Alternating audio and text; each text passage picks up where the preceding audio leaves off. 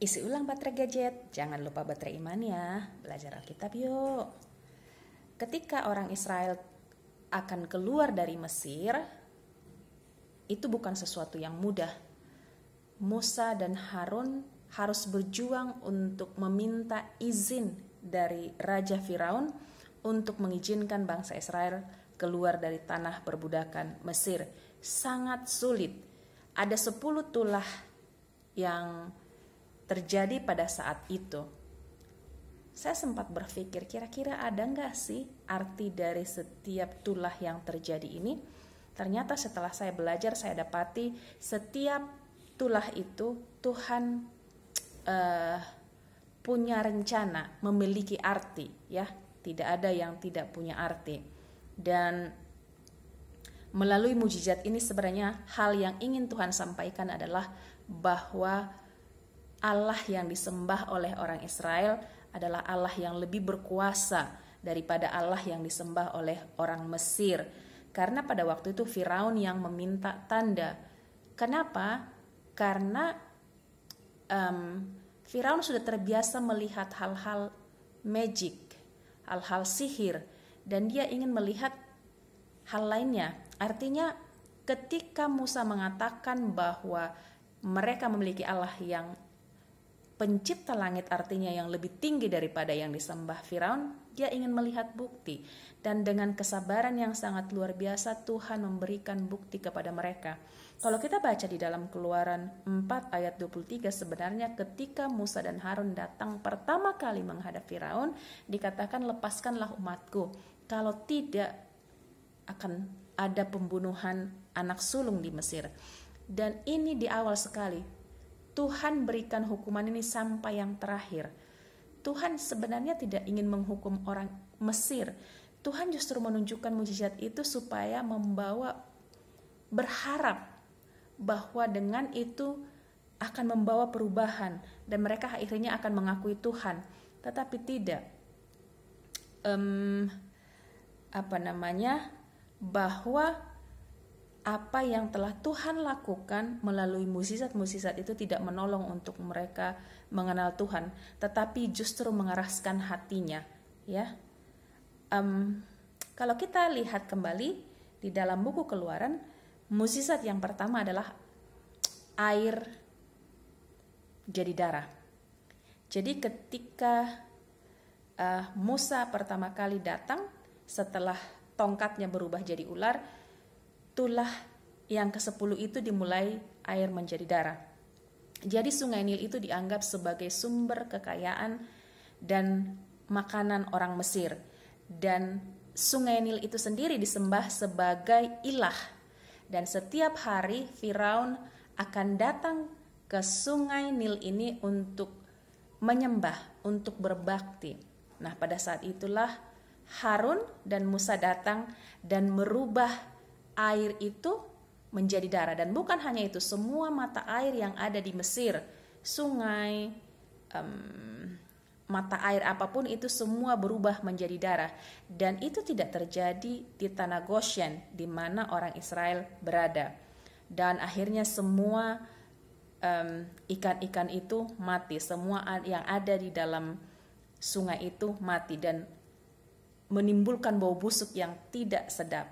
Dan sebenarnya Tuhan ingin menunjukkan di sini bahwa Tuhannya orang Israel itu lebih berkuasa.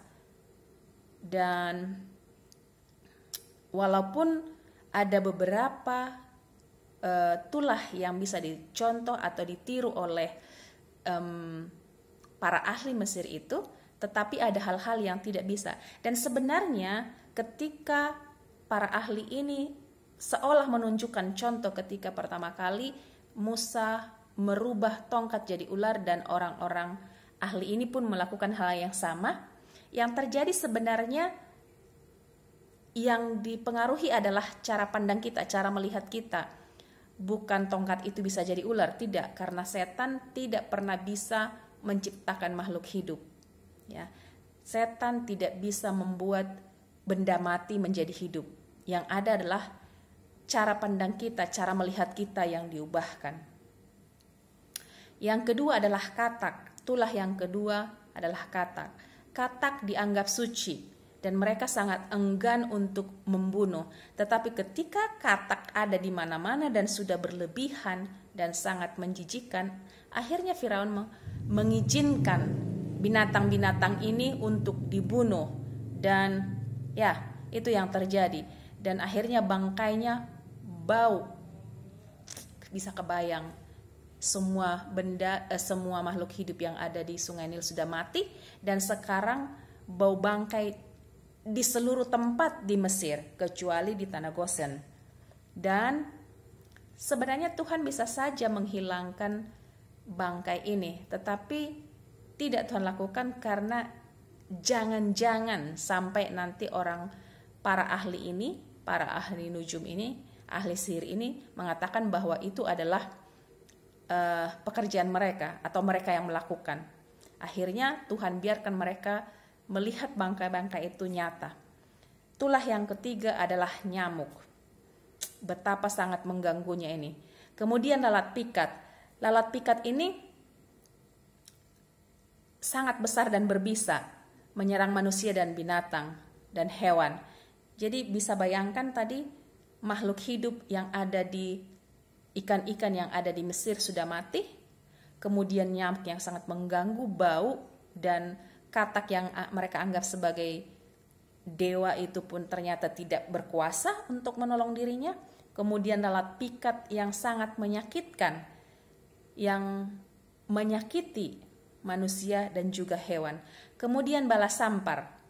Bala sampar ini memusnahkan ternak Mesir, ternak orang Mesir yang ada di padang. Jadi ternak-ternak ini, binatang-binatang ini ada yang suci bagi mereka, ada yang tidak suci. Tapi semua Tuhan musnahkan yang di padang. Dan baik itu yang dianggap suci maupun tidak. Dan ini Tuhan ingin menunjukkan bahwa Tuhan orang Israel itu adalah Tuhan yang berkuasa. Tuhan ingin memperkenalkan dirinya sebenarnya kepada Firaun. Tetapi Firaun tidak ingin atau menutup hatinya terhadap kebenaran yang dia lihat sendiri.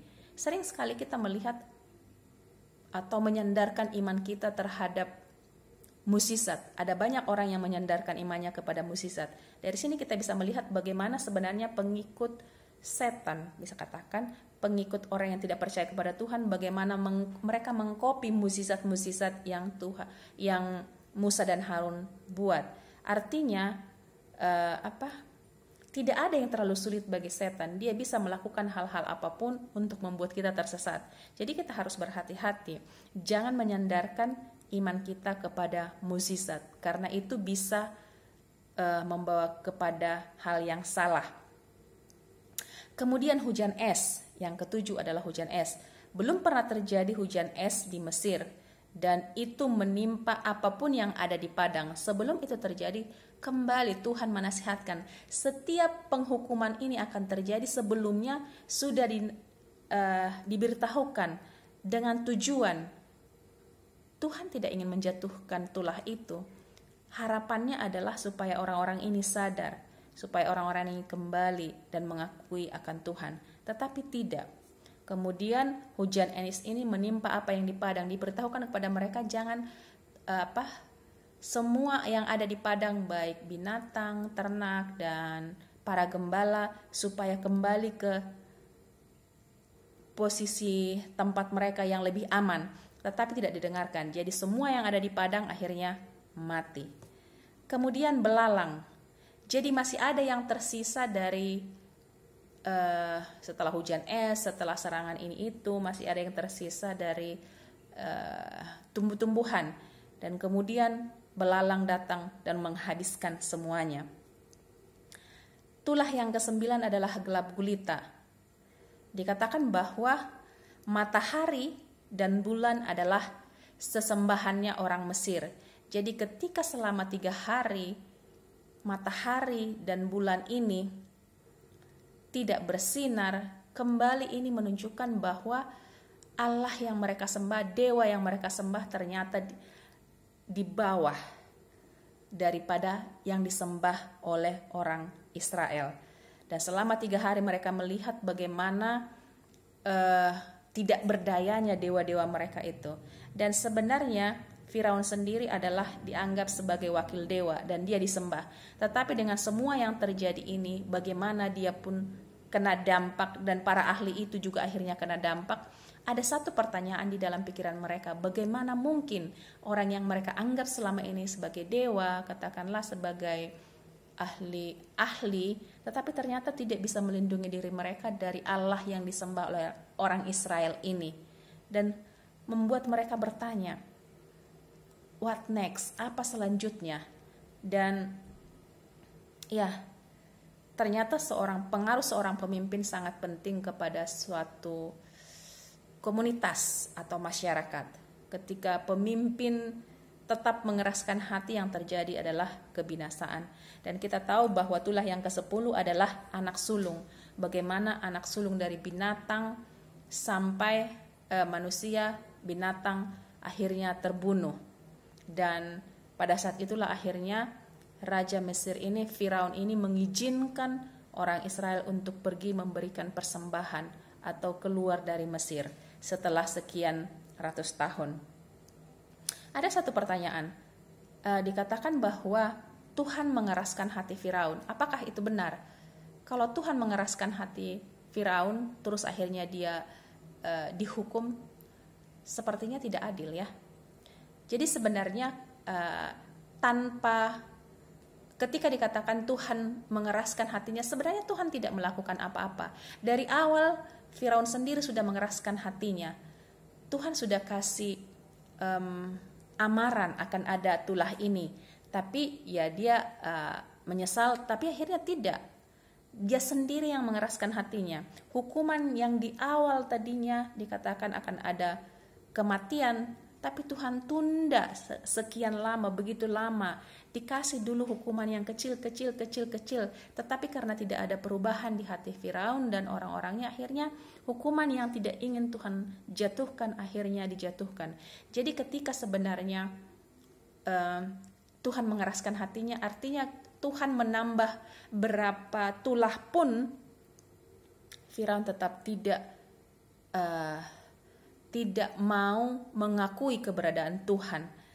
Itu seperti mungkin seseorang, kalau kita contohkan seseorang yang ketika dia mencuri pertama kali, dia merasa takut, dia merasa khawatir, dia merasa bersalah, dan dia merasa menyesal. Tetapi ketika dia terus lakukan lagi dan lagi, akhirnya rasa itu sudah hilang. Dan ini mungkin yang bisa dikatakan sama seperti itu. Akhirnya dia mengeraskan hati, bukan Tuhan yang mengeraskan hatinya. Dan ya, dari cerita ini sebenarnya bahwa Tuhan juga berusaha menjangkau orang Mesir. Tuhan juga berusaha untuk menyelamatkan mereka. Tetapi penolakan mereka, inilah sebenarnya ketika mereka memutuskan untuk terus menolak Tuhan, yang terjadi adalah kebinasaan. Bagaimana kita lihat Tuhan berkali-kali untuk menolong mereka dan menyelamatkan mereka, tetapi mereka sendiri yang menolak untuk diselamatkan. Dan Tuhan itu maha kasih, Tuhan itu maha adil. Bagi Tuhan, orang Israel ataupun orang Mesir pada saat itu adalah sama, manusia yang Tuhan sangat kasihi. Tetapi ketika kita terus menolak akan panggilan Tuhan, ya Tuhan juga akhirnya membiarkan penolakan itu. Bukan Tuhan yang menghukum, tetapi ketika kita menolak terus akan kasih-Nya, rahmat-Nya, kasih karunia-Nya, akhirnya Tuhan lepas tangan dan yang terjadi adalah kebinasaan. Dan ini mungkin menjadi nasihat supaya kita terus boleh memilih, dan biarlah pilihan kita itu membawa kita kepada Kristus, karena hanya di dalam Kristus ada keselamatan, pengharapan, dan kasih karunia. Saya bawa dalam nama Yesus. Amin.